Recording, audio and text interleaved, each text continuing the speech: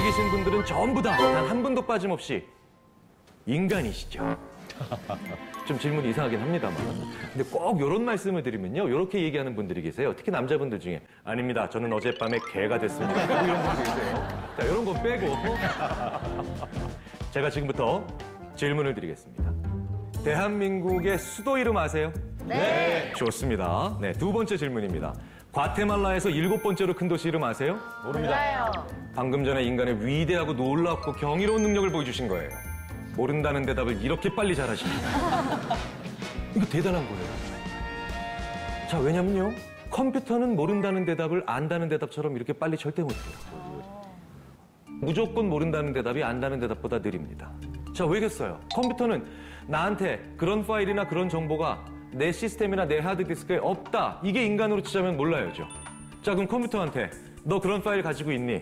너 그런 정보 가지고 있니? 라고 검색어를 집어넣고 검색 버튼을 누르면 컴퓨터는 몰라요라는 대답을 하기 위해서 어떻게 해야 됩니까? 싹 다 찾아야 됩니다. 단 한 번의 예외도 없이 자기 시스템을 다 찾고 난 다음에야 자기는 모른다고 대답할 수 있어요. 자, 그런데 이 공간 안에 단 한 분이라도 그런 분이 계시면 손 들어 주십시오. 과테말라에서 7번째로 큰 도시에 관련된 정보가 내 하드디스크, 내 시스템, 즉 나의 뇌에 없다라고 대답하시기 위해서 자기의 뇌를 열심히 검색하신 분 손 들어주세요. 한 분도 안 계시죠? 놀라운 거예요. 혹시라도 지금 손 드시기 민망하시면요. 나중에 요거 강연 끝나고 저한테 살짝 알려주세요. 왜? 제가 그분을 빨리 학계에 보고해야죠. 우리 뇌에 생각을 담당하고 있는 세포를 일반적으로 뉴런이라고 부릅니다. 그리고 얘네들의 연결, 시냅스란 말 들어보셨죠? 이 시냅스는 당연히 이 뉴런보다 더 많습니다. 자, 그러면 이 뉴런과 그거보다 더 많은 얘네들의 연결고리인 시냅스를 다 건드려 보는데 시간이 얼마나 걸리겠습니까? 절대로 그건 불가능한 일이에요. 자, 그럼 이 얘기는 뭐예요? 불가능한 일을, 영원히 안 끝날 일을 1초 안에 끝내신 거예요, 여기 계신 분들이. 놀라운 거죠. 우리 인간이요, 안다 해서는 컴퓨터한테 계속 지고 있죠. 앞으로도 계속 질 겁니다. 그런데 모른다 해선 영원히 컴퓨터를 이겨요. 영원.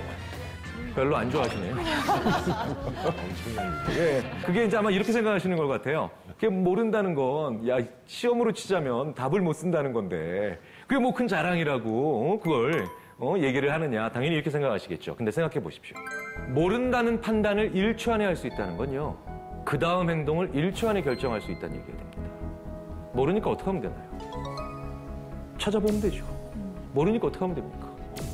포기하면 되죠. 모르니까 어떻게 하면 돼요? 검색해보면 돼요. 그래서 우리는 유한한 시간을 살면서도 무한한 일을 할 수가 있는 겁니다. 이 기능을 바로 뭐라고 하느냐? 우리 안에 있는 또 다른 나, 그리고 내 생각을 보는 또 다른 더 위에 있는 눈, 바로 이런 의미에서 메타인지라고 부릅니다. 메타인지. 내 안에서 나의 능력과 나의 지식과 그 다음에 내가 아는 알매 정도를 모니터링하고 있는 또 다른 나입니다. 그런데 얘가 왜 그렇게 빨리 우리한테 과테말라에서 7번째로 큰 도시에 관련된 정보를 몰라! 다시 말해서 나한테 없어! 라고 말할 수 있도록 해줬을까요? 이 메타인지는요, 딱 한 가지밖에 안 보기 때문에 이렇게 빠른 겁니다. 이게 얼마나 나한테 친하냐, 안 친하냐만 봐요. 자, 대한민국. 얼마나 친하세요? 지금까지 살아오면서 몇백만 번 들으셨겠죠. 과테말라. 안 친하시죠? 저는 20년째 이 강의를 하고 있는데도 과테말라가 어디 있는지 잘 몰라요. 이민웅 씨한테 한번 여쭤볼게요. 오늘 기준으로요. 미국 대통령 이름 아세요? 오바마. 네, 아시죠? 네. 좋아요. 네, 제가 공세현 선생님한테 다시 여쭤볼게요. 룩셈부르크 대통령 이름은 모르시죠? 네, 모릅니다. 네, 봐요. 이름이 양쪽에서 쉬워요. 어떤 걸 우리가 어려워하는지 아세요? 사람들한테 물어봐요. 야, 영국 총리 이름은 뭐냐? 이러면 사람들이 기다려봐. 아, 이거 마가렛 대처가 얼마 전까지 하셨다는데. 네, 네. 브렉시트는 알아도 총리 이름은 몰라요. 네, 어중간하게 알아서 어중간하게 친하면 이때 우리 인간은 뭡니까? 컴퓨터 흉내를 냅니다. 어줍지 않게. 그런데요, 이 메타인지가 우리가 살아가면서 왜 바보 같은 실패를 하는가를 이야기해주는 바로 그 기능입니다. 무슨 얘기냐면요, 평생 살아가면서 1만 개의 실패를 맛본다면 그 중에 절반인 거의 대략 5,000개는 자기 메타인지에 속아서예요. 왜겠어요? 그게 일이든 사람이든 기계든 공부든 자주 봐서 친하기는 굉장히 친한데 실제로는 아는 것도 별로 없고 할 수 있는 것도 별로 없는 경우가 굉장히 많아요. 제가 예를 하나만 들어볼게요. 자기 승용차를 운전하고 가다가 고장이 나서 멈췄습니다. 자, 이때 대부분 남자들은 자신 있게 차문 열고 쫙 나와서 차가 왜 이래? 딱 이러고 난 다음에 본네트를 딱 엽니다. 그 다음에 뭐 하나요? 그냥 쳐다봐요. 그냥 쳐다봐요. 그럼 차 뒤로 가가지고 주섬주섬 뭘 꺼내옵니다. 공구나 연장 꺼내올 것 같죠? 의외로 많은 사람들이 걸레 꺼내와요. 그리고 그 걸레를 뭐 하는지 아십니까? 엔진룸을 닦아줍니다. 그리고 엔진룸 닦아주면서 이렇게 얘기합니다. 야, 소나타 왜 이래? 야, 흰둥아 화이팅! 야, 민키 이러지 마! 막 이래요. 이렇게 사물을 의인화하여 대화를 시도하는 증상을 저희 심리학에선 정신분열증이라고 합니다. 조현증이라고 그러죠. 보다 못한 가족이나 동승자들이 핀잔 줍니다. 고치지도 못할 거 그거 왜 열었냐고. 그럼 그제서야 머리를 극적여요. 그쵸? 열기 전엔 뭔가 할 수 있을 줄 알았는데 열어보니까 아무 생각 안 난다, 야. 왜 이런 바보 같은 실패를 합니까? 손만 다 더러워지게, 옷에 다 부어 검은 거 묻게. 이 차가 내 차잖아요. 3년 전에 구입했다면 아침 저녁으로 3년 동안 매일 봤어요. 얼마나 친하겠습니까? 이런 바보 같은 실패가 안 일어나는 동네를 우리나라에서 딱 한 군데 발견했습니다. 그게 어디냐? 제주도예요. 제주도에서요, 자동차 번호판에 렌트카를 몰고 가다가 차가 고장이 나서 멈췄으면 자동차 본네트 여는 사람이 제가 관찰한 28사람 중에 딱 한 사람밖에 안 열었습니다. 나머지 27분은 다 뭐 했겠습니까? 바로 전화했어요.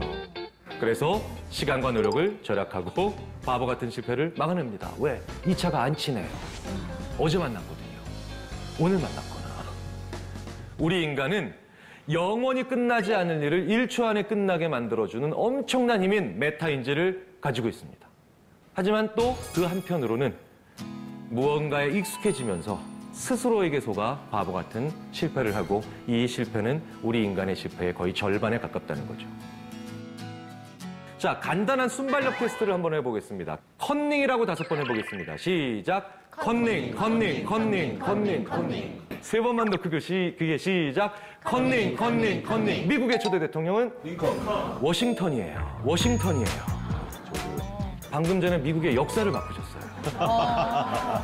자, 꽃사슴이라고 5번 해보겠습니다. 시작. 꽃사슴, 꽃사슴, 꽃사슴, 꽃사슴, 꽃사슴. 3번만 더 크게 시작. 꽃사슴, 꽃사슴, 꽃사슴. 산타크로스가 뭐 타요? 루돌프. 썰매 타야 돼요.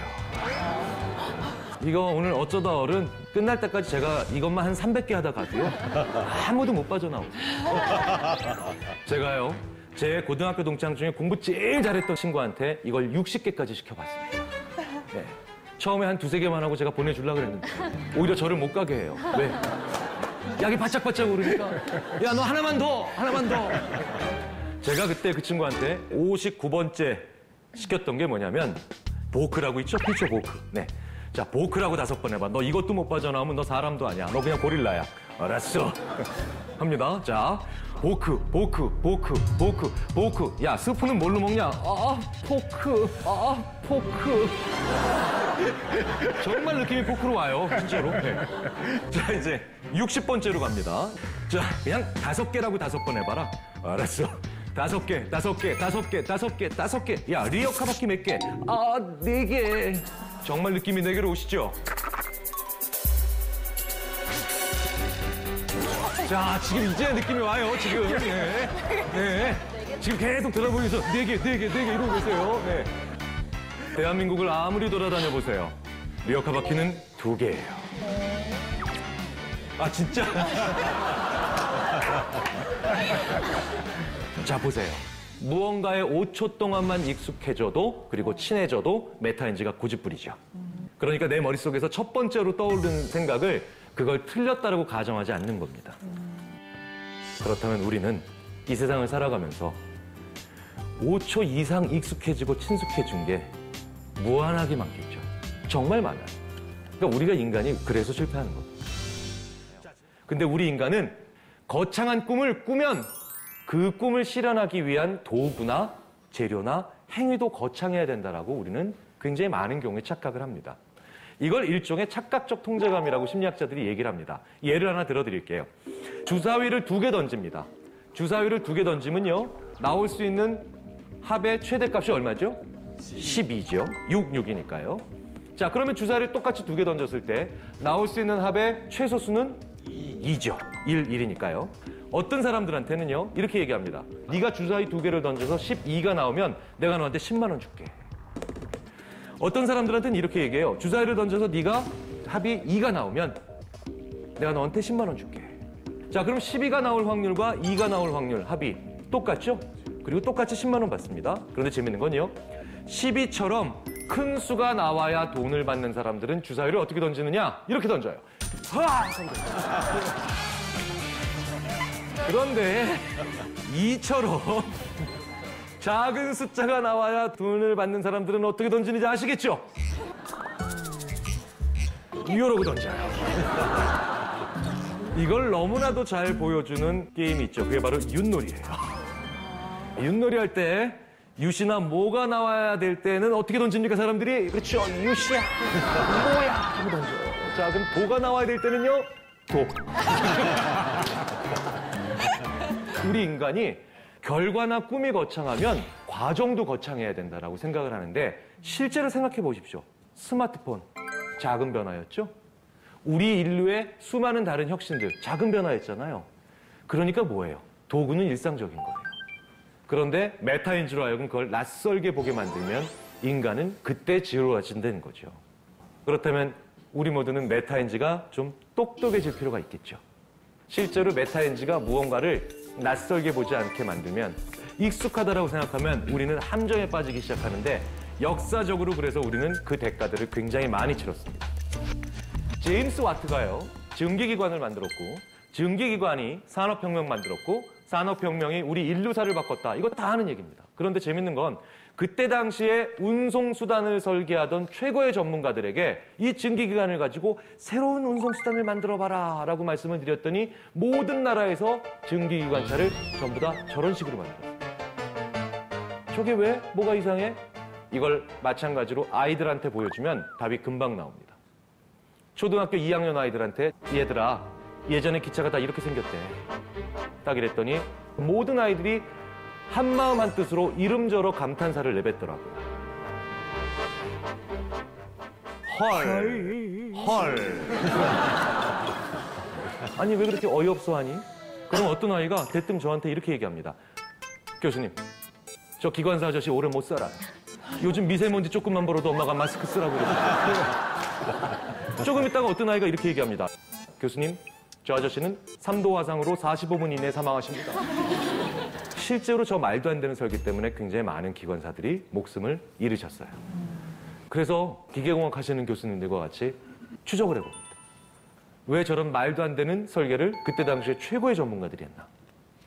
메타인지 때문이죠. 그때 당시에 운송수단을 설계하던 최고의 전문가들이 증기기관이라고 하는 것을 손에 쥐기 전날까지 이 사람들한테 제일 익숙했던 게 뭐였겠습니까? 맞아요. 마차였던 거예요. 인류사를 바꿀 만한 새로운 물건을 손에 쥐고도 내게 원래 익숙했던 것을 기각하지 못했다는 겁니다. 버리지 못했다는 겁니다. 하나만 더 보도록 하겠습니다. 저게 세계 최초의 연필이에요. 1565년도에 발명됐죠. 연필은 정말로 고맙고 혁신적인 필기구입니다. 왜겠습니까? 지울 수 있죠. 지울 수 있는 거예요. 그런데요, 더 놀라운 사실 말씀드립니다. 지울 수 있는 지우개는요, 1770년에 발명됩니다. 연필 발명해놓고도 우리는 무려 100년 넘게 조심히 썼어요.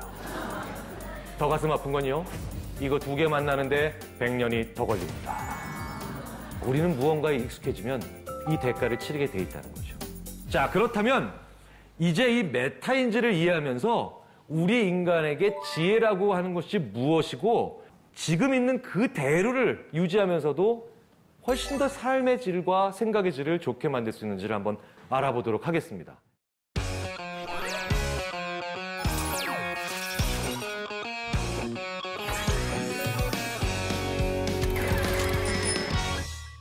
칼 덩커라고 하는 심리학자가 있습니다.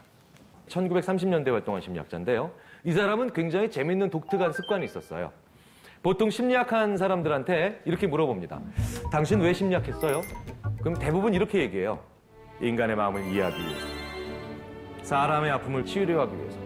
근데 이 칼 덩커는요, 좀 쉽게 말씀드리자면 어떻게 하면 인간을 도와줄까를 연구한 게 아니라 어떻게 하면 인간을 괴롭힐까를 연구한 심리학자 같아요. 그렇다고 뭐 고문이나 안 좋은 걸 연구한 게 아니라 이 사람은요, 사람들이 정말 풀기 어려워서 괴로워하는 문제를 만드는 걸 좋아했습니다. 그리고 그런 문제를 해결 못하면서 괴로워하는 인간의 모습을 보면서 희열을 느꼈어요.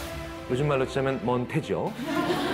이런 독특한 심리학자였는데 이 사람이 만든 문제들은 대부분 우리가 무언가로부터 못 빠져나온가가 얼마나 비일비재하고 그것으로부터 빠져나오는 것과 지혜와 이런 것이 얼마나 연관성이 있는지를 얘기해 주는 걸로 유명합니다. 이 칼 덩커가 만든 문제 중에 하나인데요. 제가 이 문제를 우리나라 대학뿐만 아니라 외국 대학에서도 수많은 대학에서 이 문제를 학생들한테 줘봤는데 이 문제를 30분 내에 해결하는 학생들의 비율이 모든 대학에서 똑같습니다. 단 10%. 그러니까 90%는 갑자기 실어증이 와요. 하다가 30분이 그냥 흘러갑니다. 이렇게 학생들이 어려워하는 문제인데 이런 거예요. 위에 악성 종양이 있는 환자가 있습니다. 그런데 뭐 내시경이나 아니면 개복 수술 이런 게 안 돼요. 불가능합니다. 유일한 방법은 최근에 개발된 레이저를 몸 바깥에서 안쪽으로 쏘는 거예요. 문제는 뭐냐면요. 이 레이저로 위에 있는 종양에다 대고 쏘면 종양이 제거되는 건 좋겠지만 얘가 중간에 다른 신체 장기도 통과하죠. 걔네도 구멍이 뚫려요. 걔네도 손상이 됩니다. 종양 제거하는 의미가 없죠.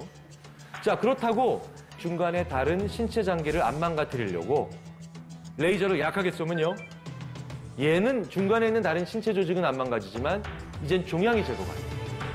다른 모든 방법은 불가능하고 이 레이저를 몸 바깥에서 안으로 쏘는 수밖에 없는데 자, 이거 어떻게 해결하겠습니까? 라고 물어봅니다. 어떻게 하실 건가요? 공세영 씨 예를 들자면. 너무 어려운 네. 질문이에요. 쉽지 않죠? 네. 네. 이현희 씨 어떻게 혹시? 되게 이제 no pains, no gains 아닙니까? 네네. 아픔 없이 이루어지는 뭐 승리랄지 수익물은 없기 때문에 당연히 네네. 감수해야 되는 문제라고 네. 받아들여집니다. 아, 그러니까 중간에 신체 조직 망가지는 걸 감수해라. 예. 이 말씀이시죠? 네. 김상중 씨는 혹시 이걸 어떻게 해결하실 수 있으실까요? 네. 실어증이 오는데. 정말 학생들이요, 이 문제를 받으면 괴로워합니다. 그런데요, 제가 학생들한테 이런 아이디어는 어때? 라고 보여주면요, 모든 학생들이 자기 자신을 저주하기 시작해요. 왜? 너무 간단한 아이디어가 있었거든요. 그래서 그 간단한 아이디어를 떠올리지도 못했다라고 하는 그런 자책감으로 영어권 대학에서 제가 이걸 할 때 대부분 F나 S로 시작하는 감탄사를 내뱉어요. 설마니 여기서 F가 판타스틱 이런 거 아니겠죠? S가 뭐 슈퍼 이런 거 아닐 겁니다. 바로 이 오른쪽을 보십시오. 약한 레이저를 여러 군데서 쏘면 됩니다. 약한 레이저를 여러 군데서 쏘면 들어갈 때 하나씩은 다 약한 레이저죠. 최종적으로 얘네들이 합쳐지면 6개가 동시에 들어가면 6배가 되는 겁니다. 마치 우리가 어렸을 때 돋보기 하나를 가지고 와서 태우면 종이만 태울 수 있지만 동네 친구 녀석들이 6명, 7명이 하나씩 다 가져와서 나에다 한 번에 대면은 나무도 태울 수 있죠. 간단한 아이디어죠. 이거를 생각해내는 친구들이 10%밖에 안 됩니다. 못 푸셨다고 걱정하실 필요 없습니다. 제가 여기서 굳이 대학의 실명을 말하지 않을 뿐 세계 최고의 대학이라고 하는 명문 대학들도 대다수 있습니다. 90%는 이 문제를 손도 못 댑니다. 여기까지는 이제 괜찮아요. 지금부터가 재밌습니다. 제가 큰 강연을 앞두고는 학생들한테 어떤 필름을 보여줘요. 이건 학생들한테 그냥 장례 정리하면서 심심하지 말라고 보는 거구나 라는 느낌을 주는 그런 필름입니다. 그게 어떤 내용이냐면 어떤 장군이 요새를 공격해서 함락하는 그런 내용이에요. 단 3분짜리 동영상입니다. 이 동영상에서 장군이 요새를 어떻게 공격해서 함락을 시키냐면요. 전병력 돌격 앞으로 해가지고 정문으로 돌진시키는 게 아니라 병력을 분산시킵니다. 그래서 여러 방향에서 동시에 들어가서 이 요새를 함락해요. 제가 이 3분짜리 동영상을 보여주고 이제 끕니다. 끄고 이제 제 강연을 한 10분이나 15분 그냥 해요. 그러다가 갑자기 학생들한테 레이저로 종양을 제거해야 되는 저 문제를 던져줍니다. 그러면 이젠 10%가 아니라 30%가 문제를 해결하는데 진짜 가슴 아픈 건 70%가 그래도 문제를 못 풀기 때문입니다. 자, 그런데 이 70%까지 포함해서 전원 다 문제를 해결하게 하는 데는 단 한마디만 더 해주면 됩니다. 아까 봤던 동영상이 힌트다. 그러면 전원 다 문제를 해결합니다. 이게 불과 20년 전에 저희 심리학자들이 알아낸 지혜와 지식의 차이입니다. 지식은요, 어떤 문제를 해결하는데 새로 배워서 해결하는 겁니다. 지혜는 그 문제를 해결하는 결정적 단서가 이미 내 머릿속에 있는데 그게 다른 영역에 있는 거죠. 다른 영역에 있는 걸 가져와서 그걸 해결하는 거예요. 그걸 70%는 못하더라는 거죠. 세계 최고의 명문대학교 학생들. 왜? 나는 지금 의료 영역의 문제를 해결하고 있죠. 그런데 나는 불과 15분 전에 군대 영역에서 그 힌트를 들은 겁니다. 우리 인간이요, 20세 혹은 25세 이 정도를 넘어가기 시작하면 인생에서 만나는 굉장히 많은 문제에 대한 답을 이미 알고 있습니다. 그걸 다른 영역에 있기 때문에 못 가져다 씁니다. 이걸 가져다 쓰면 생각의 슈퍼맨이 되겠죠. 엄청난 일들이 우리 안에 벌어집니다. 그게 바로 메타인지의 비밀인 거죠. 20세기와 21세기 대학 교육의 최고의 가치는 전문인재 양성입니다. 근데 전문가는 어떻게 만들어지느냐? 연습 많이 시키면 됩니다. 그리고 훈련 많이 시키면 되고요. 그러면 이 친구들이 노련하고 익숙해집니다. 머리가 저렇게 고밀도 직접 회로가 만들어지죠. 그렇게 돼서 우리는 굉장히 많은 경우에 특정한 어떤 것에 익숙해지면서 빨리 답을 찾을 수 있고 쉽게 그 대답을 이야기할 수 있게 됩니다. 자, 그런데 이게 관점이 나아지는 것, 이것과는 큰 상관없고요. 그리고 우리가 좀 더 지혜로워지고 좋은 생각을 하는 것과는 분명히 큰 차이가 있습니다. 왜냐? 연습을 많이 하고 무언가에 익숙해지고 노련해지고 친숙해진다는 게 사람을 더 똑똑하고 지혜롭게 만든다는 것과는 무관하거든요. 그걸 밝혀주는 아주 재밌는 연구가 있습니다. 카드의 한 면에 모음이 있어요. 그럼 그 뒷면에는 무조건 홀수여야 돼요. 이런 규칙이 있어요. 자, 그럼 여기 4장의 카드가 있습니다.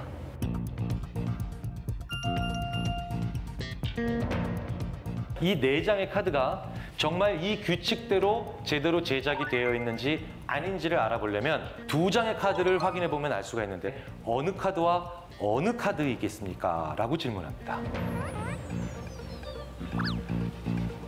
이러면 지금 저한테 보여주시는 표정처럼 뭘까? 야, 좀 어려운데? 하나는 알겠는데 나머지 하나가 좀 헷갈리는데 이런 표정을 지으십니다. 자, 그런데요. 우리나라 술 마시려면 20살이 넘어야 적법입니다. 그런데 제가 사람들한테 물어봐요. 당신이 관할구청의 담당 공무원이시다. 어떤 술집에 갔다.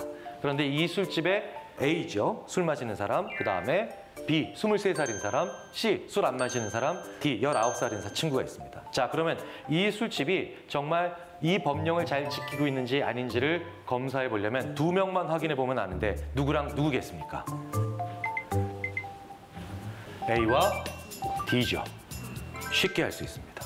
이건 왜 쉽냐는 거예요. 실제로 대학생들한테 물어보면요. 첫 번째 형태의 문제를 주고 난 다음에 풀어보라고 하면 학생들이 A는 알겠는데 다음이 좀 헷갈려요. 이렇게 얘기합니다. 그런데 2번째 형태의 이 술 마시는 문제를 주고 학생들한테 누구 확인해야 돼? 이러면 학생들이 10초도 안 돼서 참, 저것도 문제라고. A와 D입니다. 쉽게 해결합니다. A는 술 마시니까 몇 살인지 알아야 되고 D는 19살이니까 술 마셨는지 안 마셨는지 봐야 된다는 거죠. 재밌는 건 이 2 문제는 논리 구조가 똑같은 문제예요.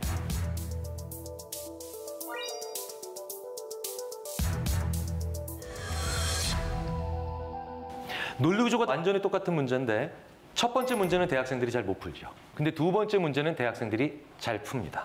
왜 그럴까요? 이게 지들한테 친해서 그래요. 그렇기 때문에 무언가에 익숙하고 친숙해진다는 건 머리를 더 논리적으로 만드는 게 아니라는 거죠. 어떤 얘기겠습니까? 자기가 친한 것에 대해서 좀 더 빨리 대답할 수 있게 만든다는 것뿐입니다. 그런데 우리는 그걸 교육이라고 생각해왔죠. 그걸 훈련이라고 생각해왔고 그걸 머리가 좋아지는 방법이라고 생각해왔습니다. 안 그렇습니다. 실제로 우리가 무언가에 익숙해지고 친숙해지면서 오히려 더 바보스럽게, 오히려 더 고집스럽게, 오히려 더 끈질기게 오답에 빨리 도달하게 되는 경우는 굉장히 많습니다.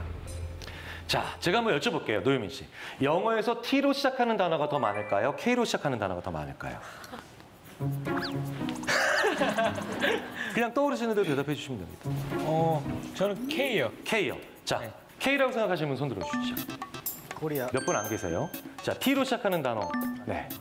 T로 시작하는 단어가 더 많다고 훨씬 더 많은 분들이 대답하셨어요. 왜 이런 줄 아세요? 영어에 익숙한 분들일수록 T로 시작하는 단어가 더 많다라고 대답하세요. 왜? 자기 머릿속에 T로 시작하는 단어가 많거든요. 자, 심지어는 영어에서 ing로 끝나는 단어가 더 많니? 빈칸엔 빈칸으로 끝나는 단어가 더 많니? 이렇게 물어봐도 ing로 끝나는 단어가 더 많다라고 하는 말도 안 되는 오답이 나옵니다. 후자가 전자를 포함하죠. 자, 이게 감이 빨리 오셔야 돼요.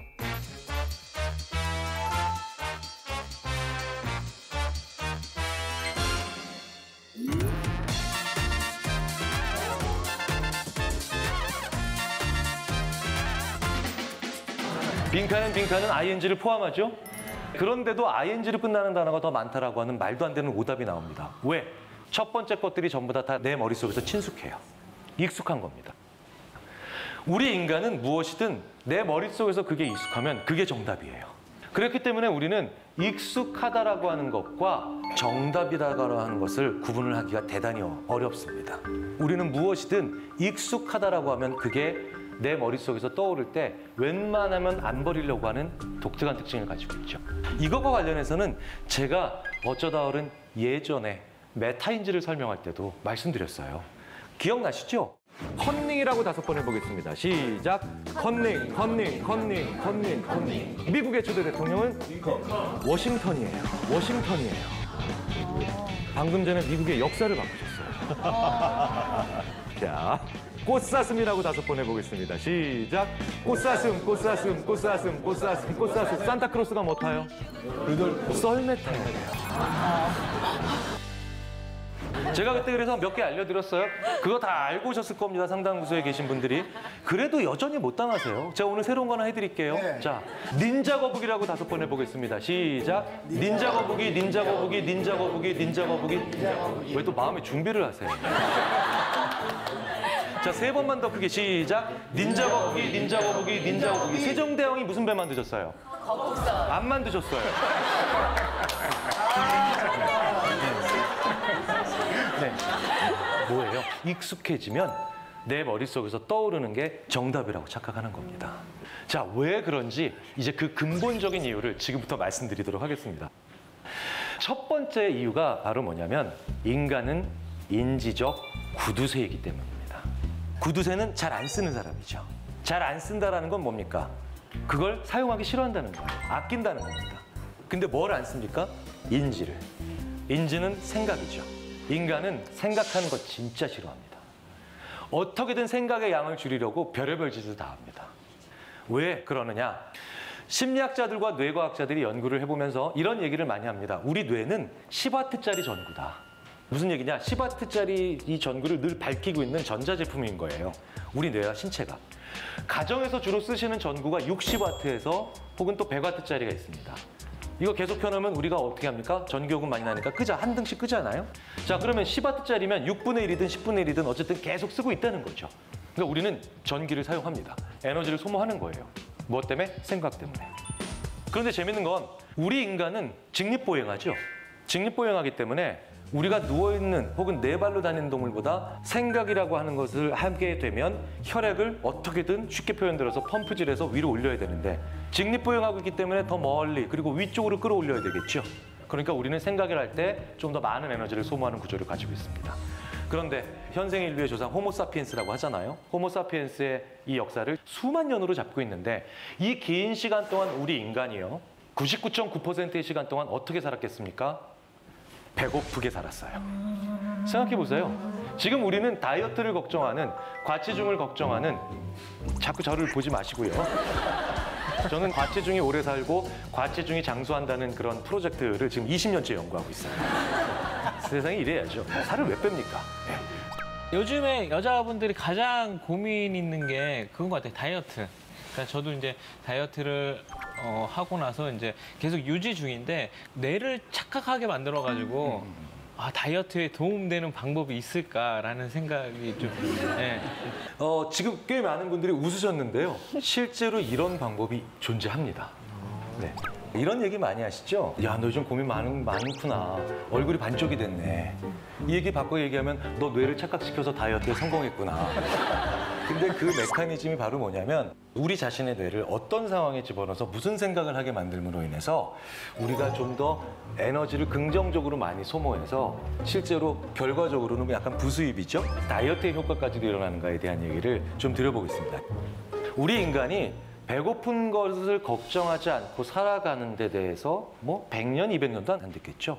그리고 여전히 지금도 사실은 수많은 국가에서는 굉장히 많은 분들이 배고픔으로 고통받고 계십니다.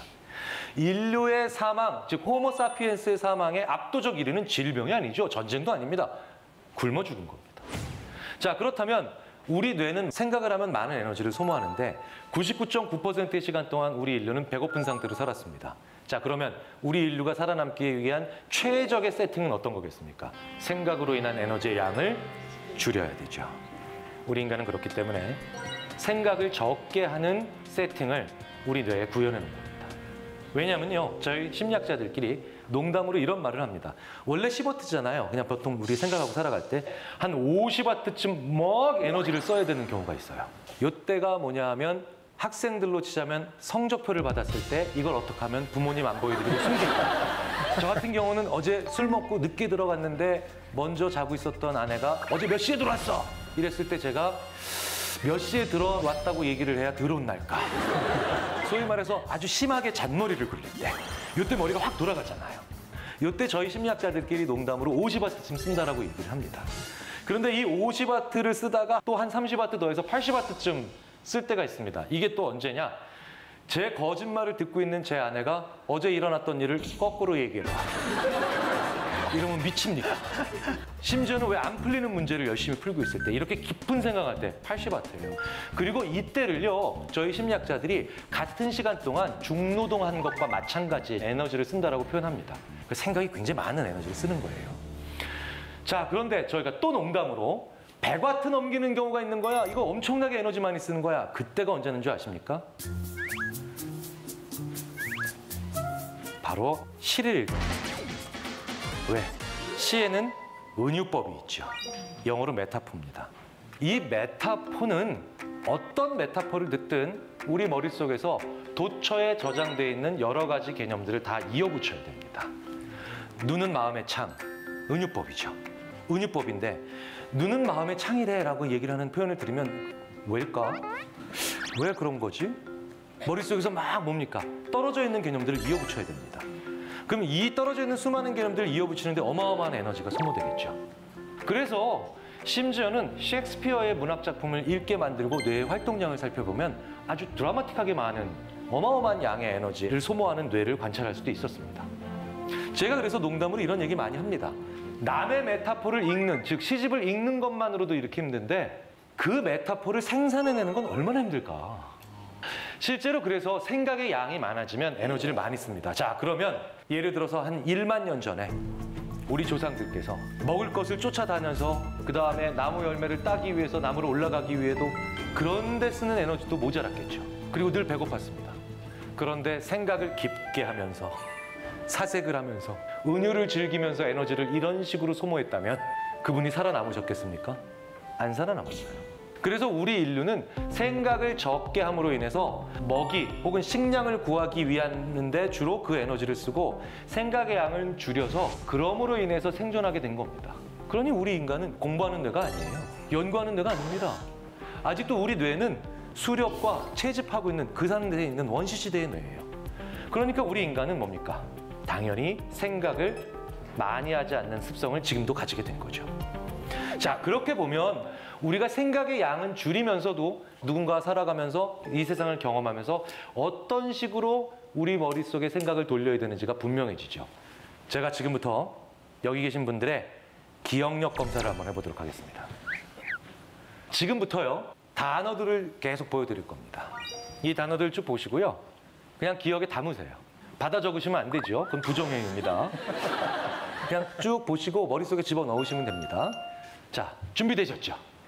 자.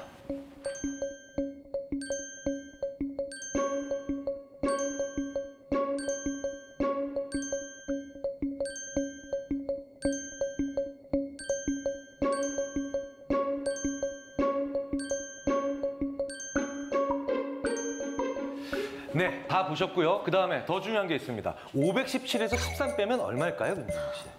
504라고 504. 네, 네. 자, 그럼 504에서 다시 13 빼면 얼마일까요? 491. 자, 그럼 491에서 13 빼면 얼마일까요? 네, 뭐 그 답이 얼마든지 저한테 중요하지 않습니다. 이제 저는 충분히 방해할 만큼 방해했습니다. 아까 보셨던 걸 쭉 계속 머릿속으로 되뇌이시면 안 되잖아요. 심리학자들이 이런 식으로 살아가기 때문에 미움을 받는지도 모릅니다. 자, 이제 그러면 솔직하게 나 저 단어 기억한다 라고 하면 이제 손을 들어주시면 됩니다. 문, 나 솔직히 기억난다. 손 들어주십시오. 오, 네, 거의 다 드시네요. 네, 내리시고요. 유리창 기억난다. 손 들어주시죠. 네, 좋습니다. 네. 자, 창틀 기억난다. 손 들어주시죠. 네, 좋습니다. 내리시고요. 이게 좀 줄어들어야 되는데. 네. 자, 문지방. 네. 오, 더 많이 드시네요.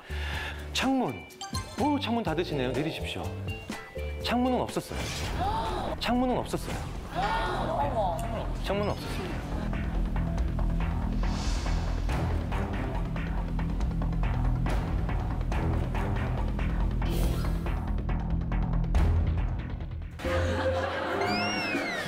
이게 인간의 기억이에요. 실제로 서버라고 말씀을 드리면 블라인드나 아니면 커튼은 기억 못하셔도 창문은 기억하세요. 없었던 단어예요. 이게 인간의 두뇌입니다. 인지적 구두쇠인 인간은 보자마자 묶어서 편집해요. 그랬어요. 여러 가지를 다 가지고 가는 것보다 이게 더 낫거든요. 더 절약할 수 있거든요. 그래서 우리는 그걸 담고 기억이라고 부릅니다.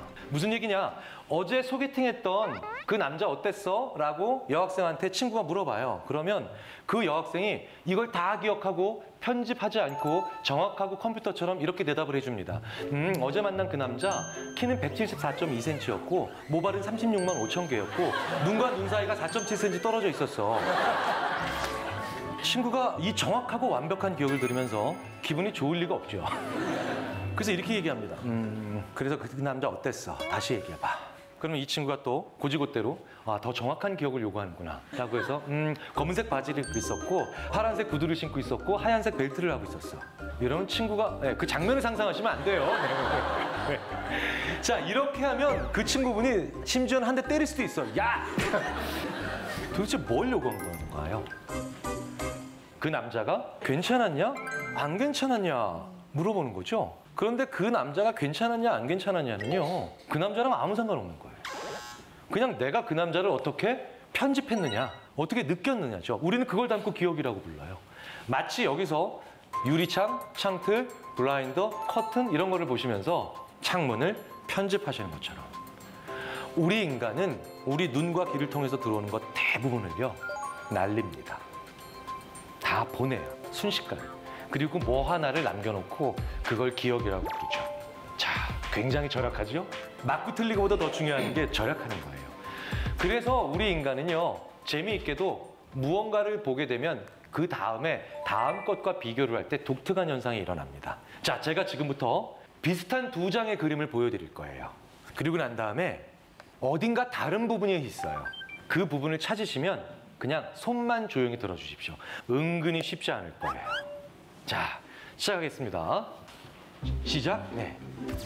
굉장히 다른 장면이 보입니다. 네. 이천수 씨 열심히 보고 계신데 아직 못 찾으셨나요?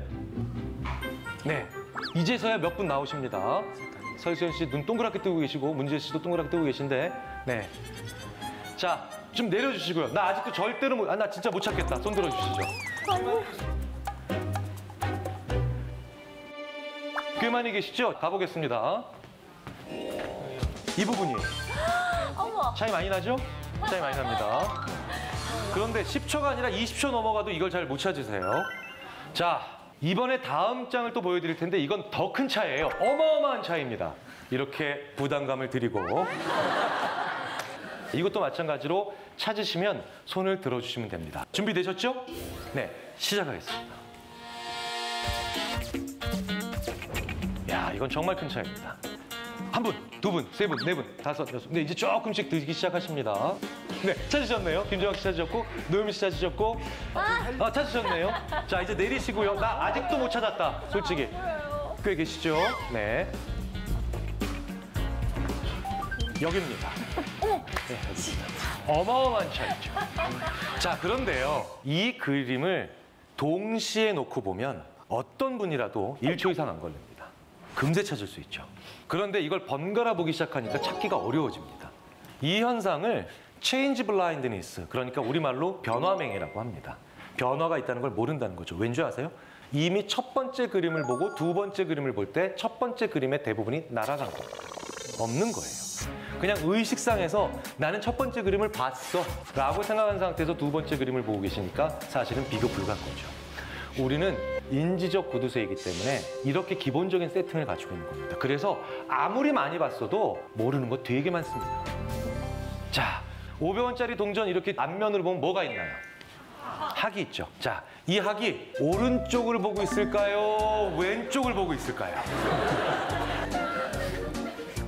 가운데 보고 있는 거 아니야? 가운데 보고 있다고 말씀하신 분도 계십니다. 그 위조 이제 주화가 됩니다, 이제. 자, 지금까지 500원짜리 동전 몇 천 번, 몇만 번 보셨을 겁니다. 자, 한번 투표해 보겠습니다. 오른쪽 보고 있다, 한번 손 들어 주시죠. 네, 내리시고요. 왼쪽 보고 있다. 훨씬 더 많이 드시네요, 왼쪽. 오른쪽 보고 있다. 오른쪽 보고 있다. 네. 자, 보세요. 지금까지 500원짜리 몇만 번 보셨을 거잖아요. 우리는 굉장히 많은 이 세상의 수많은 것들에 대해서 들어올 때 바로 날아가게 만듭니다. 이거 다 가지고 가면 인지적인 자선사업가가 되거든요. 그리고 인지적으로 자선사업가로 살기 시작하면 우리는 생각 많이 하게 돼서 많은 에너지를 쓰게 돼 있고, 그러면 오래 못 사는 존재로 몇만 년을 살아와서 우리는 지금도 그렇게 살아가고 있는 겁니다. 우리는 내 머릿속에서 생생한 게 세상에 더 많이 일어나고 세상에 더 중요하고 세상에 더 그럴 일이 많이 일어날 수밖에 없다고 믿습니다. 당신은 어떻게 죽을까? 이렇게 물어봅니다. 당신은 총에 맞아 죽을 위험이 얼마나 된다고 생각하느냐? 당신은 계단에서 굴러떨어져 죽을 확률이 얼마나 된다고 생각하느냐? 이러면요, 총에 맞아 죽을 위험은 항상 과대평가됩니다. 그런데 계단에서 굴러떨어져 죽을 위험은 항상 과소평가돼요. 왜겠어요? 내 머릿속에서 첫 번째 죽음은 생생히 상상이 가능하지만 두 번째 죽음은 생생하게 상상이 안 돼요. 생각해 보십시오. 세상의 영화나 TV나 드라마에서 주인공이 총에 맞아 죽지 누가 계단에서 굴러떨어져 죽습니까? 자, 그렇기 때문에 내 집에 혹은 우리 동네에 총을 들고 들어오는 괴한이나 낯선 사람을 방어하기 위해서 CCTV나 보안 장비에는 수만 불을 쓰기 시작하지만 나를 언제나 굴러떨어져 죽게 만들 수 있는 내 집에 낡아서 미끄러운 카펫을 500불이면 교체할 수 있는데 아무도 교체를 안 하더라는 거예요. 이런 일이 굉장히 많습니다. 대단히 가슴 아픈 사고지만 1994년에 우리나라에서 성수대교가 무너지는 참사가 일어났습니다. 정말 많은 목숨들, 안타까운 목숨들을 우리가 잃었죠.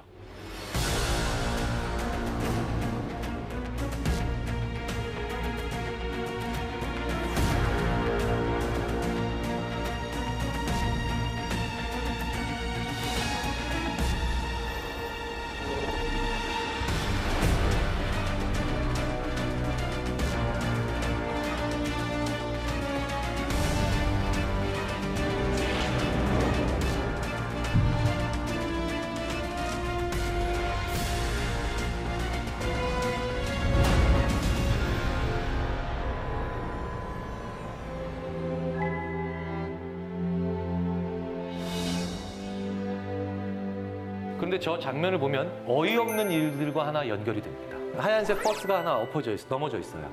무학여고 학생들을 태우고 가던 굉장히 큰, 그러니까 노선버스죠.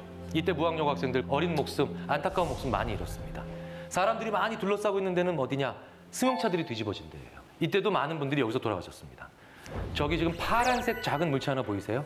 네. 저게 기아 자동차의 본거예요. 쟤만 안 뒤집어졌어요. 왜? 저 때 경찰의 날 상 받으러 가던 의경들이 많이 타고 있었어요. 과적이었죠. 쟤만 안 뒤집어졌어요. 이것만 안 넘어졌어요. 그래서 이때 당시에 이 친구들이 먼저 나와서 구조 활동을 합니다.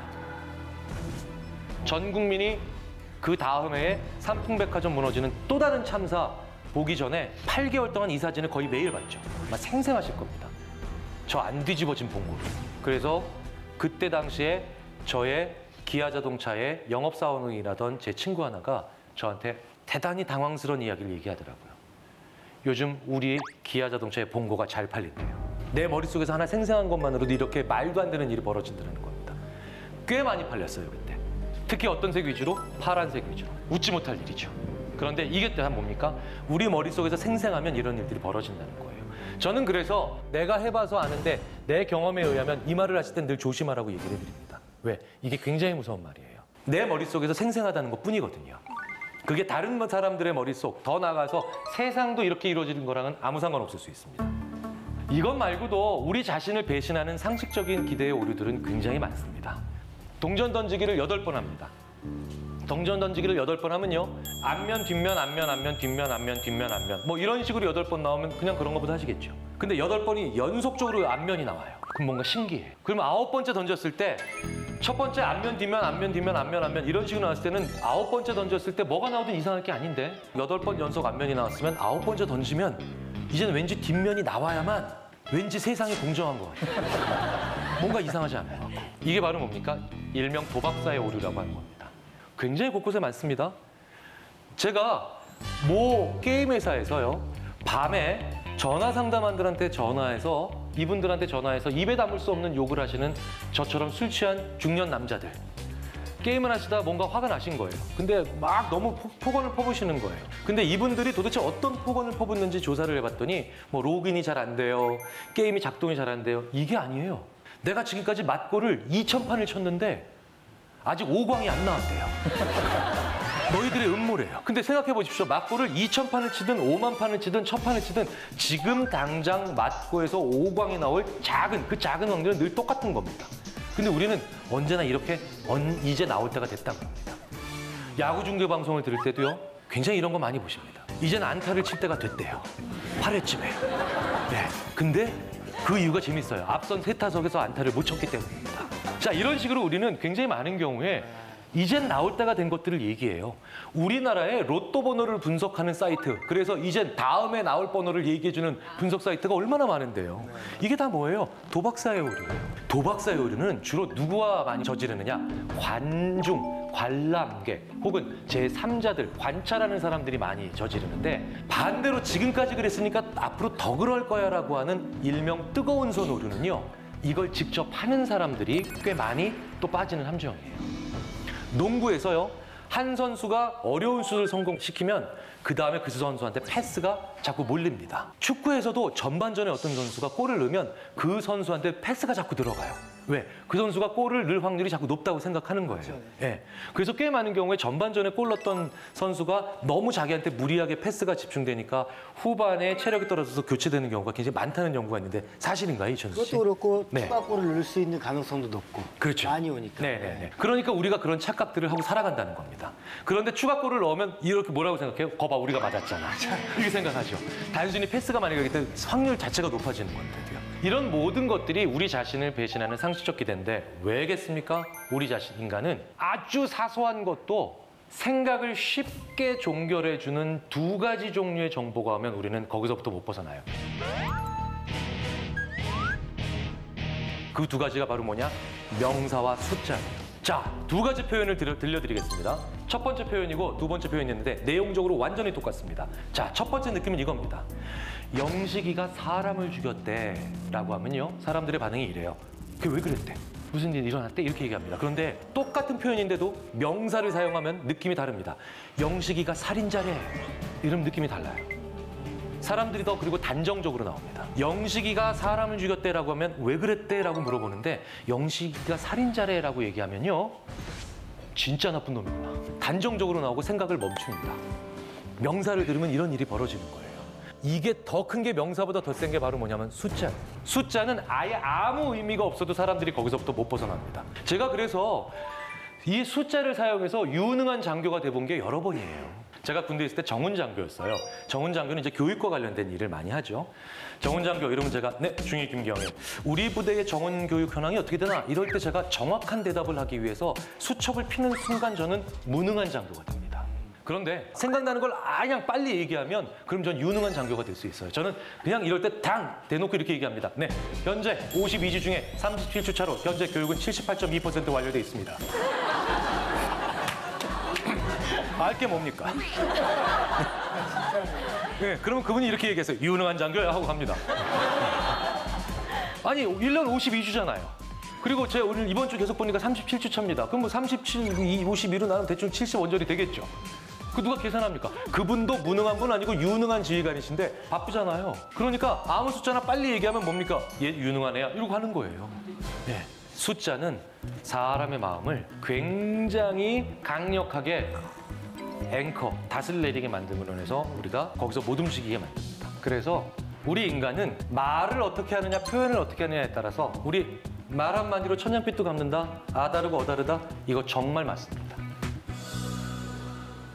옵션 A는 50불 잃을 확률이 100%고 옵션 B는 200불 잃을 확률이 25%고 아무것도 잃지 않을 확률이 75%입니다. 둘 중에 뭐 하시고 싶으세요? B. B 하시고 싶죠?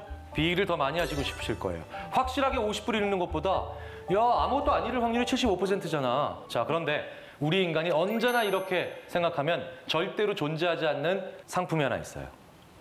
그게 바로 보험이에요. 보험은 뭐예요? 확실하게 50불을 내는 거죠. 자, 그러면 보험이 팔리게 하려면 어떻게 해야 되느냐? 이렇게 얘기하면 됩니다. 사람들한테 저 두 개를 시간을 벌려요. 첫 번째 B를 얘기해 줍니다. 너 앞으로 200불 잃을 확률 4분의 1과 아무것도 잃지 않을 확률 75%, 4분의 3의 확률이 네 앞에 기다리고 있어. 그냥 얘기해 줘요.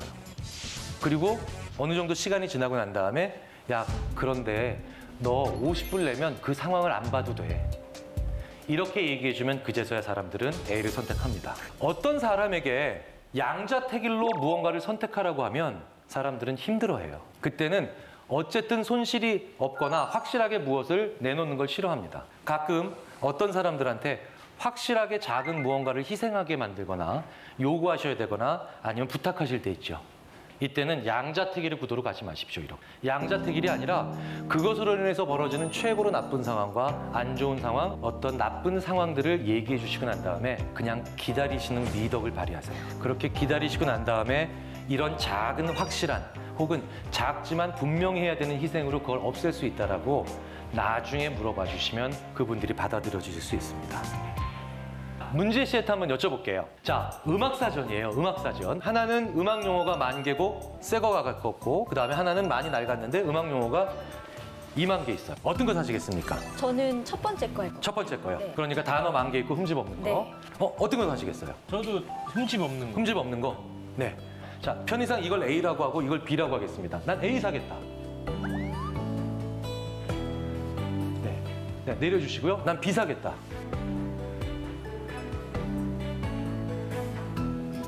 보세요. B를 더 많이 드세요. 오늘 참 재밌는 분들이 많이 오세요. 그러면 이런 거를 항상 하기 위해서 요 세 분이 얼마나 독특한 분들인가를 검증해보는 한 가지 방법이 오늘 있죠. 김상중 씨께 여쭤보면 됩니다. 네. 어떤 거 사시겠습니까? 전 둘 다 안 사겠습니다. 실제로 세 분은 여기서 A 선택하셨지만 뒤에 계신 분들은 거의 80% 가까운 분들이 아마 이렇게 생각하셨을 거예요. 사전은 단어가 많아야지. 그렇게 생각하고 사셨을 겁니다. 어차피 중고. 네, 어차피 중고니까. 네, 근데 저 같은 경우는 네. 그냥 저의 직업이랑 이 음악 사전에 나와 있는 내용들을 이렇게 파악해 봤을 때 그냥 취미 생활용이기 때문에 요 정도의 깨끗하면 충분하겠다 이렇게 생각을 했거든요. 출제자도 생각하지 못했던 의도를 파악해내시는 분들이죠. 네. 일반적으로요. 저 두 개를 놓고 어느 거 살래라고 여쭤보면 지금처럼 한 70% 가까운 분들이 저걸 사겠다고 얘기를 합니다. 왜냐하면 동시에 두 개를 놓으면요. 여기서 쉽게 쓸 수 있는 정보가 뭐냐면 두께예요. 그러니까 벌써 10,000개짜리 사전과 20,000개짜리 사전은 두께가 차이가 나죠.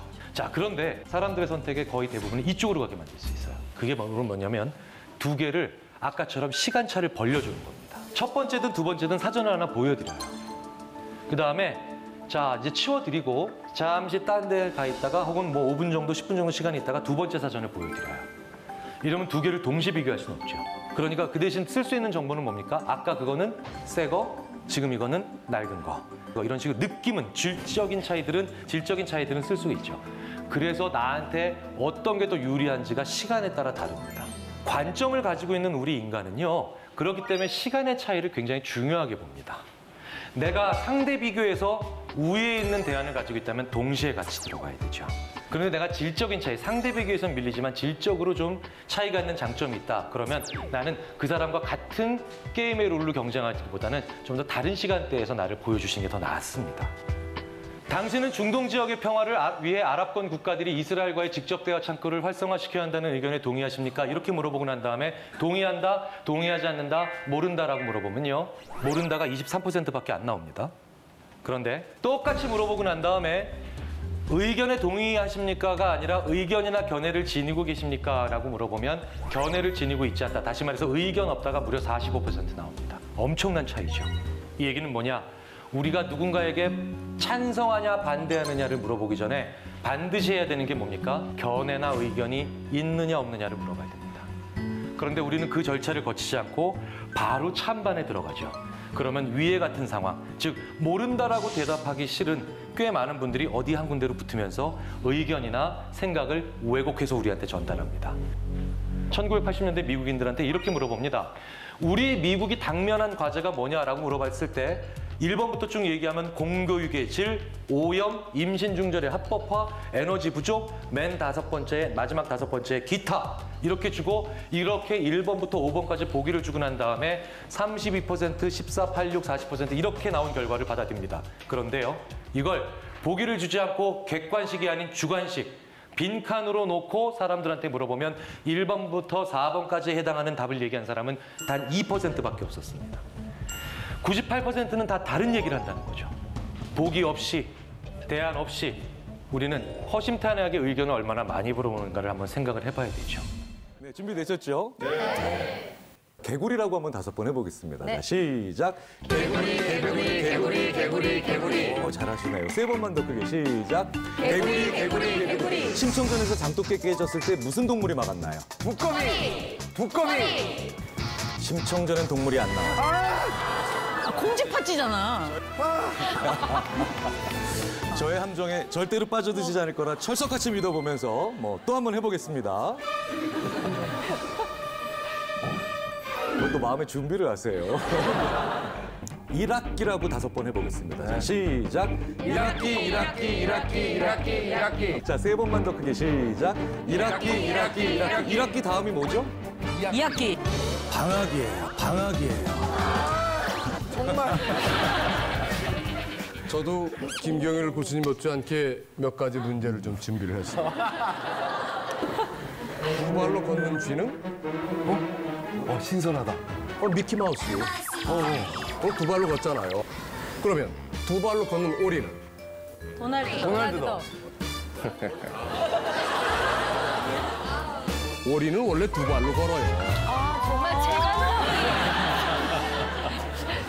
조금 더 발전된 메타 인지 아재 퀴즈였습니다. 여기까지.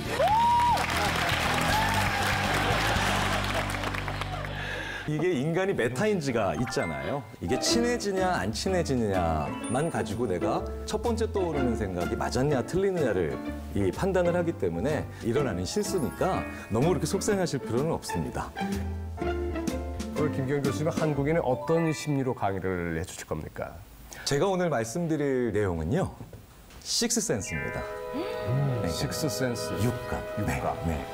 우리가 생각하지 않았던 우리가 육감이라고 부르는 거의 모든 종류의 설명할 수 없는 행동들을 파헤쳐 보도록 하겠습니다. 네.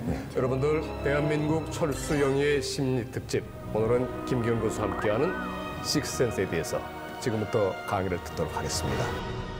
심리학자로서 감각기관을 연구해 보면 인간은 굉장히 독특한 존재들입니다. 시각부터 먼저 보도록 하겠습니다. 자.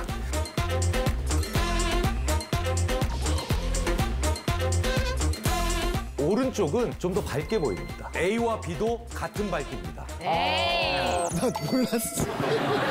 절대 아닌데요?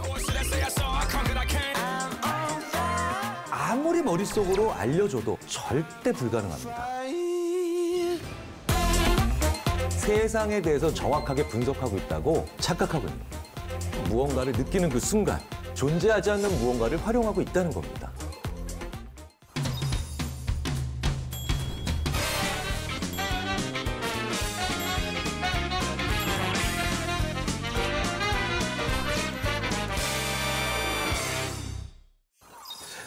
제가 오늘 드릴 말씀은 아까 말씀드렸던 것처럼 식스센스, 육감이죠. 실제로 인간이 가지고 있는 감각은 몇 개 안 되잖아요. 5개잖아요. 홍나시 씨, 문다현 씨 한번 얘기해 주실래요? 우리 인간의 감각에 뭐가 있을까요? 시각, 시각, 촉각, 촉각, 또 뭐가 있죠? 청각. 청각, 미각, 미각. 네. 후각. 후각. 네. 되게 재밌는 건 지금 말씀하시는 분들이 그 감각을 얘기하실 때마다 그걸 가르치세요. 시각, 청각, 네, 촉각, 후각 이렇게 가르치세요. 자, 그러니까 우리 인간은 이 5개의 기관을 통해서 세상으로부터 무엇을 받아들이냐면요. 에너지라는 걸 받아들이는 겁니다. 그런데 우리 지구상의 에너지의 종류는 정말 많죠. 여기 계신 분들과 제 사이에도 엄청나게 다양한 종류의 에너지가 있는데 우리는 비어있다고 생각하잖아요. 왜? 듣지를 못하고 보지를 못하고 탐지를 못하니까. 자, 그러니까 사실은 우리 인간이 5개의 에너지만 탐지할 수 있는 거예요. 그런데 재밌는 건 이 5가지의 신체 기관인 감각 기관을 통해서 우리가 받아들이면서 무언가를 느끼는 그 순간 이거를 감각과 지각이라고 하거든요. 그런데 이 감각과 지각이 1초 이후에 미치는 영향력은 엄청납니다. 그래서 시각, 청각, 촉감각, 후각, 미각이라고 하는 그런 5가지의 감각을 통해서 이런 일들이 어떻게 우리에게 영향을 미치는지 한번 보도록 하겠습니다. 우리가 보통 제일 그래도 중요한 거는 뭘까요? 이 시각, 감각, 청각 뭐 이런 것들 중에. 시각. 일단 시각이 제일 중요하다고 또 우리가 생각을 하니까 시각부터 먼저 보도록 하겠습니다. 자, 저게 눈입니다. 근데 사실은 저기가 안구죠. 우리 눈 안에 저렇게 큰 구슬이 들어가 있는 거예요. 자, 그러니까 눈이 크다라는 건 좀 이상한 말입니다. 눈이 크다라는 것보다는 정확한 표현은 눈을 둘러싸고 있는 살틈이 많이 벌어진 사람이에요. 그렇잖아요. 아니, 눈이 크면 저거 자체가 큰 거예요. 그럼 스타워즈에 나와야 돼요. 그렇죠? 그게 많이 벌어진 것뿐입니다. 자, 그런데 이 눈에서 어떤 과정을 거쳐서 우리가 무엇을 보고 있다는 걸 느끼는지는 좀 간단하게는 그래도 살펴봐야 되죠. 눈이 있으면 맨 앞쪽에 각막이라는 게 있고 그 다음에 수정체 혹은 렌즈라고 하죠. 뭐 렌즈 같은 것들이 있고 이게 이미지가 들어와서 저 눈 뒤에 있는 망막이라고 하는 것에 상이 맺힙니다. 그러니까 이게 이제 안쪽으로 들어와서 뒤쪽에 있는 스크린에 맺히는 거예요. 그리고 이제 쭉 들어가서 이제 뇌에 전달돼서 우리가 뭘 보는 겁니다. 자, 근데 여기서 의학적이나 생물학적으로는 뭐 크게 고민을 하지 않으실지 모르겠지만 저희 심리학자들이 생각하는 굉장히 중요한 측면 하나가 나옵니다. 망막은 스크린이죠. 자, 그럼 스크린은요, 2차원인가요? 3차원인가요? 2차원. 2차원이죠. 네. 자, 그런데 우리는 몇 차원 세상을 살아가고 있다라고 생각하면서 또 보고 살아갈까요? 3차원. 3차원이에요. 네. 이게 되게 신기한 거예요. 자, 생각해 보세요. 우리 하드웨어인 눈은 분명히 2차원 상을 가지고 정보를 분석합니다. 그런데 재미있게도 우리가 느끼는 건 3차원이에요. 그러면 나머지 한 차원은 도대체 어떻게 만들었냐는 거죠. 우리가 3차원 세상을 살아가는 건 맞는데 그 3차원 세상을 정말 살아가고 있다라고 느끼게 만드는 그 무언가 우리는 집어넣고 있다는 거죠. 해석하고 있다는 거고요. 존재하지 않는 무언가를 활용하고 있다는 겁니다. 우리는 세상에 대해서 느끼고 있다고 심지어는 정확하게 분석하고 있다고 사실은 착각하고 있는 거예요. 자, 굴렁쇠 가지고 아이들이 놀고 있죠. 왼쪽에서 4번째에 있는 저 친구가 돌리고 있는 굴렁쇠는 우리 눈에 들어오면 망막상에서 맺혀지는 상의 모습은 바로 저렇게 찌그러진 모양이겠죠. 그런데 어떤 사람도 저게 저렇게 찌그러진 게 저렇게 잘 굴러간다라고 놀라지 않습니다. 왜냐? 우리 머릿속에선 저걸 보는 순간 이미 정확하게 동그란 이미지라고 생각을 하고 있는 거죠. 우리는 보는 순간 세상을 왜곡합니다. 보는 순간 세상을 편집하고요.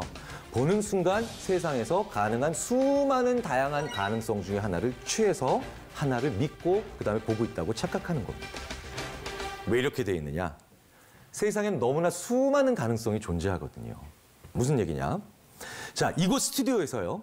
서울시청까지 가는 방법은 몇 가지가 있을까요? 어떻게 가실래요? 제이 씨 어떻게 가실래요? 택시요. 택시 좋습니다. 네. 지하철 지민 씨 타고 버스 지하철 타고 갈아타고. 가시고요. 네, 어떻게 가실래요? 친구한테 빌 붙어서 얻어 타고 가서 현명하다. 예, 이게 이제 그 전 세계에서 우리나라에만 있는 관계주의적 문화에서 가능한 아주 빠른 생각 중에 하나입니다. 아니 왜냐하면 우리나라처럼 친구가 많이 속담에 등장하는 나라가 없어요. 네. 전 세계에서 우리나라에만 있고 외국어로 번역이 절대 불가능한 일본어로도 번역이 불가능한 속담이 친구 따라 강남 간다. 네.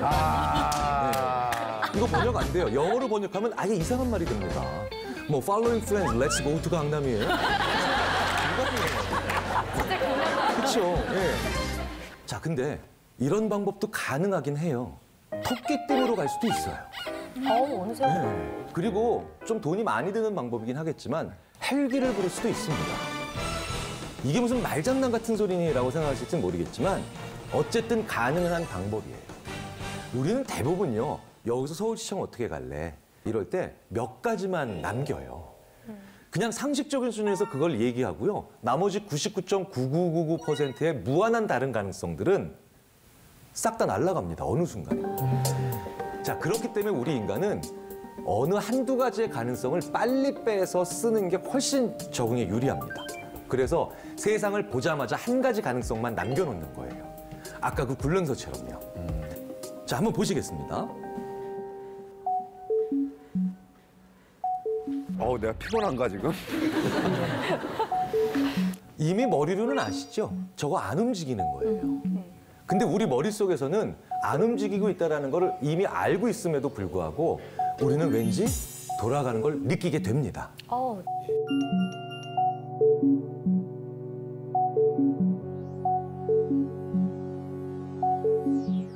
돌아가는 걸 느껴야 정상인 거예요?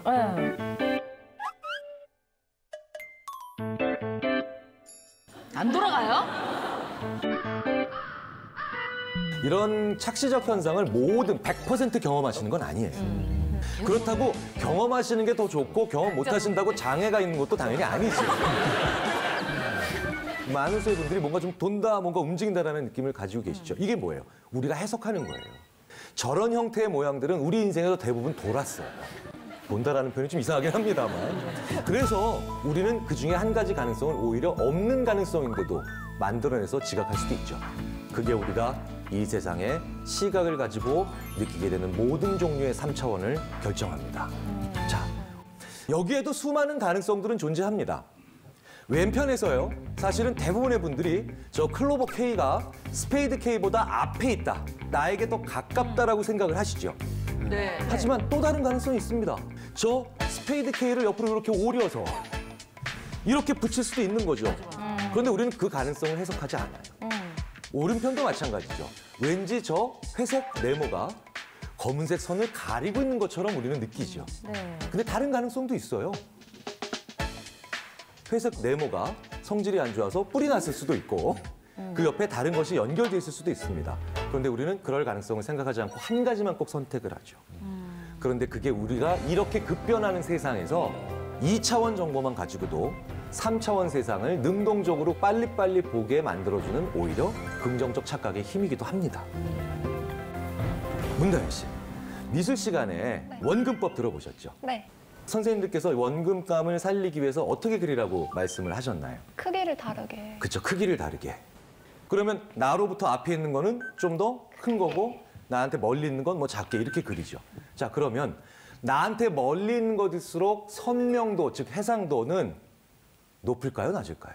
낮죠. 그러니까 더 뿌옇게 보이죠. 그래서 원근법을 만들어내는 것 중에 하나도 뒤에 있는 걸 더 뿌옇게 그리는 겁니다. 흐릿하게. 자, 그래서 우리는 흐릿하면 멀리 있는 거구나. 더 뚜렷하면 앞에 있는 거구나 생각을 합니다. 그래서 이게 일상생활에서 일반적으로는 맞는데 오히려 특정한 상황에서는 우리로 하여금 오히려 실수하게 만들기도 해요. 그게 바로 어떨 때냐면요.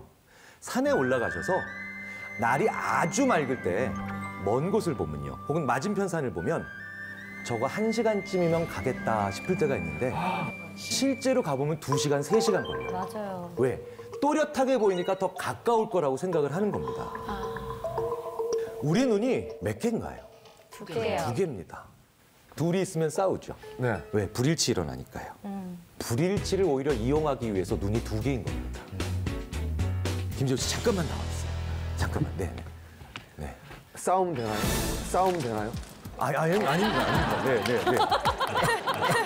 싸워야 돼. 자, 같이 따라해 보세요. 같이 따라해 보십시오. 엄지손가락을 이렇게 한번 펼쳐 보십시오. 네, 앞으로 뻗어 보십시오. 네. 그리고 한쪽 눈을 감아 보세요. 그리고 반대쪽 눈과 한쪽 눈을 번갈아서 감았다 떴다 한번 해보세요. 네. 그러면 약간 이동하는 듯한 느낌이 들죠. 오, 예. 네. 그렇죠? 자, 그러면 좀 더 가까이에서 내 코 한 10cm 정도 앞에 놓고 또 똑같이 해보세요. 그럼 훨씬 더 많이 움직이죠. 오, 네. 그렇죠. 자, 그러면 또 앞으로 밀어보세요. 이번에는 눈 그냥 두 눈 뜨시고요. 계속 내 쪽으로 당겨보세요. 됩니다. 네. 그렇죠? 네.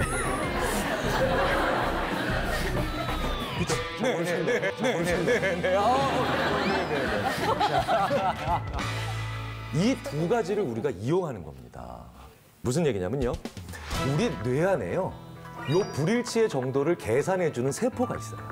그래서 요게 땡겨준다, 수렴한다고 하는 거죠. 수렴이 많이 돼서 이렇게 계속 모이면은 당신 지금 가까운 거 보고 있는 거야.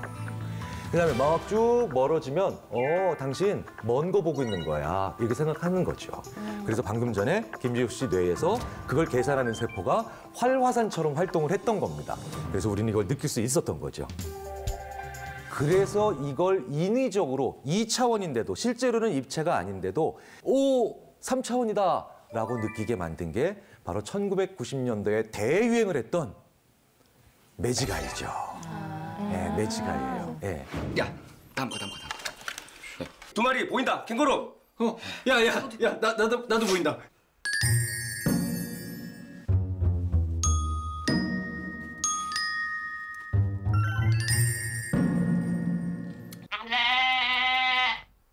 연병하냐, 뭐 하나도 안 보여 불구만. 매직아이가 약간씩 불일치를 시킨 겁니다.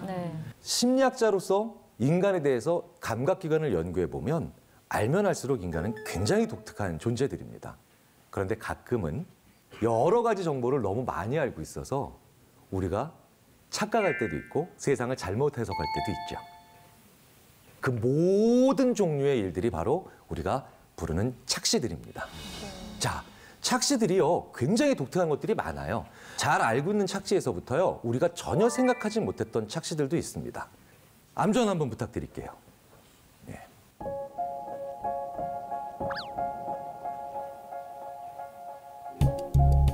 한쪽 눈을 감아주세요.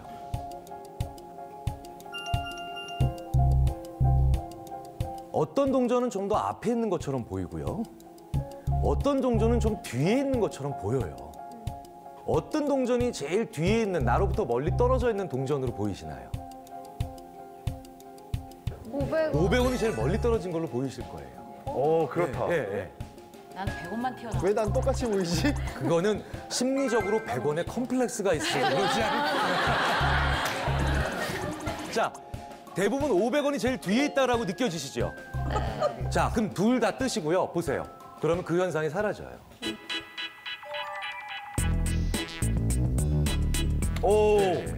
사라져요. 왜 이런 일이 벌어지냐면요. 자, 우리가 세상의 많은 사물들의 크기를 알고 있어요. 그래서 그 크기는 500원짜리가 제일 크죠. 50원짜리가 제일 작습니다. 그런데 불이 다 꺼진 상태에서, 그러니까 뭡니까? 거리를 판단할 수 있는 정보가 다 사라진 거예요. 다 사라진 상태에서 그나마 또 한쪽 눈으로 보게 되니까 망막상에 맺힌 모습은 500원짜리나 100원짜리나 50원짜리가 다 똑같은 크기인 거예요. 더 큰 것과 더 작은 것이 망막상에서 같은 위치면 더 큰 게 뒤로 간 거죠. 그래서 그런 계산을 이런 굳이 하지 않아도 되는 이 미묘한 계산이 1초 안에 일어나 버리는 거예요. 그런 모든 것들이 착시입니다. 이게 이제 많이 보시는 착시죠. 저 제일 왼쪽이 오른쪽보다 더 길어 보여요. 예.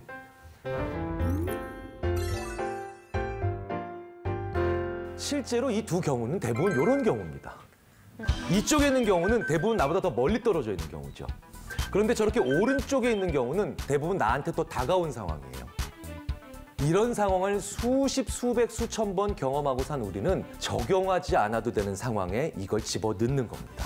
그래서 엉뚱하게도 이런 단서가 전혀 없는데도 말도 안 되게 무관한 단서를 사용하는 경우도 있죠. 대표적인 게 폰조 착시예요.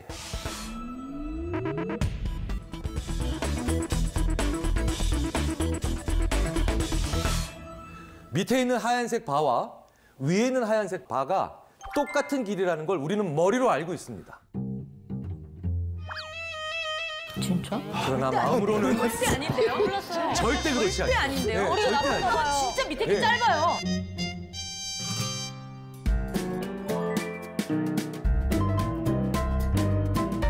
밑에 게 더 작아 보이시죠? 나 무슨 거 절대 아니야 이거는 진짜로. 누가 봐도 너무 짧아요. 네, 네.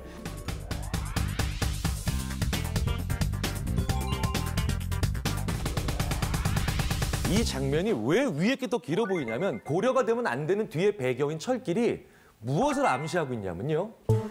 밑에가 더 가까운 거죠. 위에가 더 먼 거예요. 그런데 더 멀리 있는 것과 더 가까이 있는 게 망망생에서 같은 크기예요. 그럼 계산하면 뭐예요? 저 위에 있는 게 더 크고 길다라고 하는 계산이 인위적으로 만들어지는 거예요. 보시면요.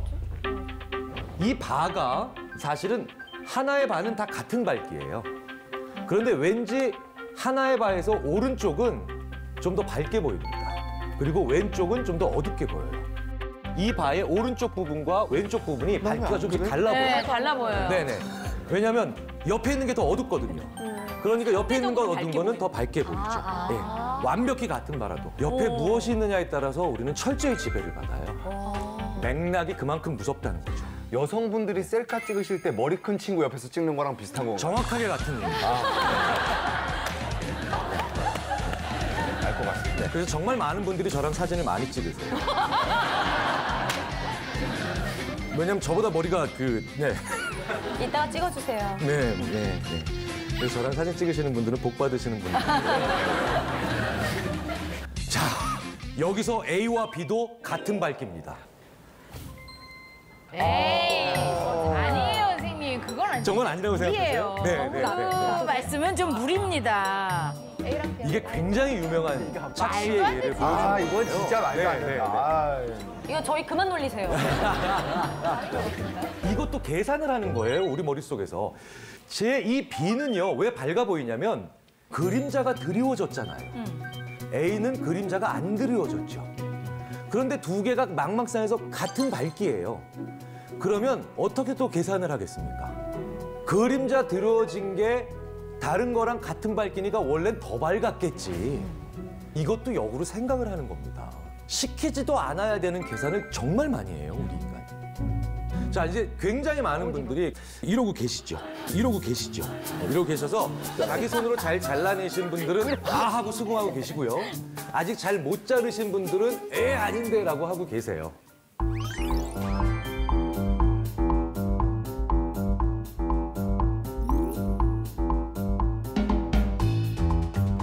와, 근데 그 주변을 손으로 가리니까 네네네. 밝기가 같아집니다. 되게 신기하네. 다 하시는 장면을 제가 보고 있는 저는 되게 웃겨요. 자, 이게 다 지금까지 얘기가 뭐겠습니까? 내가 어떻게 살아왔고 어떤 경험을 쌓아왔느냐가 내가 지금 보는 것의 대부분을 결정하는 거예요. 자, 그렇기 때문에 우리 속담에 이 말은 정말 맞는 말입니다. 먼 눈에는 뭐만 보인다. 진짜 맞는 얘기예요. 아, 너무 많이 듣는데. 진짜 맞는 얘기예요. 자, 불과 직전의 5초 만의 경험으로 지금 보는 게 얼마나 달라지는지를 보여드리겠습니다. 한번 따라해보세요. 지금 이게 뭔지. 사람. 네, 사람. 네. 또 할아버지. 네, 할아버지 뭐, 네. 할아버지? 네. 파마머리. 네. 그다음에 안경 쓴 사람? 자, 또 보겠습니다. 밑에 거. 안경 쓴 사람 아니야? 다. 공자. 토끼. 개. 고양이. 쥐. 안경 쓰는 자, 보세요. 그림 똑같은 거 아니야? 네, 같은 거예요. 같은 건데 사람을 연속으로 보기 시작하면 저게 사람으로 보여요. 그런데 계속 동물을 보다가 저걸 보면 동물로 보여요. 아.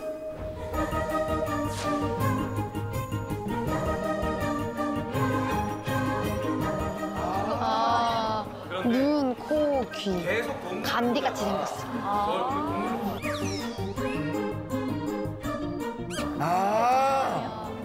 또 내가 비정상해? 야, 오늘 무슨 뭐 민속장 통한 것 같습니다. 전부 다 지금 계속 이걸 믿어야 돼 말아야 돼.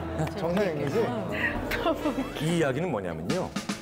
직전의 경험이 뭐를 받느냐가 엄청난 생각의 차이를 만들어낸다는 겁니다. 인간이기 때문에 어쩔 수가 없습니다.